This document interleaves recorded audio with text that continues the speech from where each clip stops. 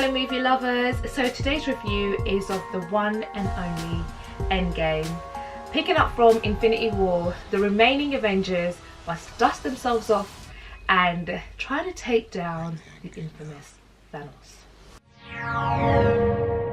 My detective antennas were on full alert, and I kind of gathered that it was going to be Mr. Iron Man to sacrifice himself, seeing as he was the only one who was still left with everything, and didn't really lose a great deal in Infinity. So off the bat I was like, yeah, it's gonna be him. So I started mentally preparing myself.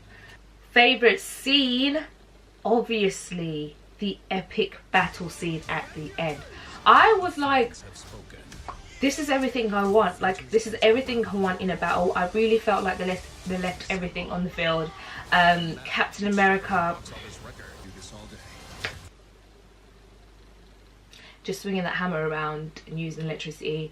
I mean, I just had to roll with it. There were a few questions where I was like, it's fine, just roll with it, Rach. Don't worry about it. Just enjoy the moment. Even Thor, at one moment I thought Thor was gonna die, and I was like, I beg, please.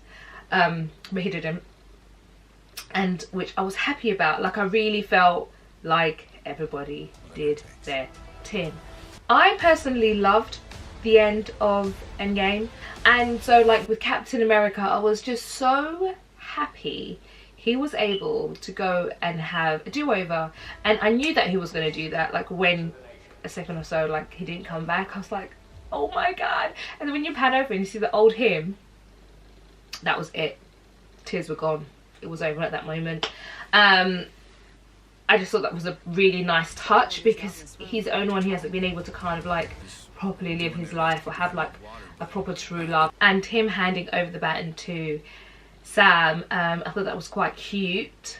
On to the next, like a farewell, handing over the baton. I thought that was quite a lovely touch. As much as I loved everything about Endgame, I do have a few critiques that were just a bit niggling. For example, my man Thor. I just felt like all the other characters, all the other Avengers, their character arcs evolved and got better.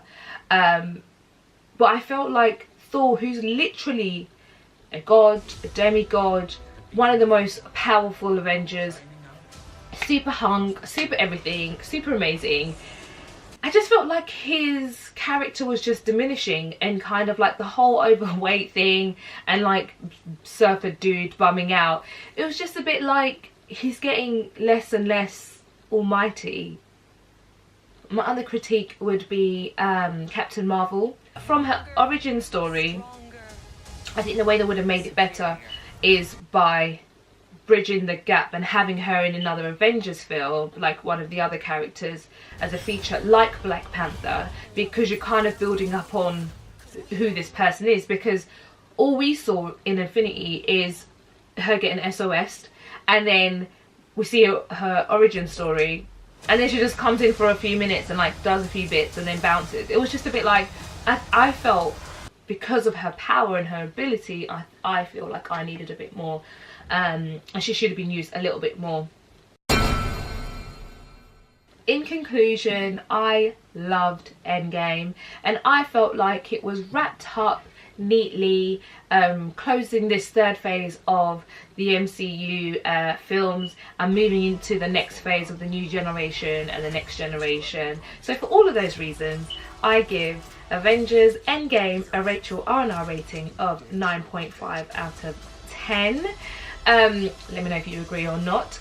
The question is, do you think it will be nominated for Best Picture in next year's Oscars, like Black Panther was for this year? Let me know if you think it's worthy, or if you think it should be nominated. As always, thank you for watching. Until next time.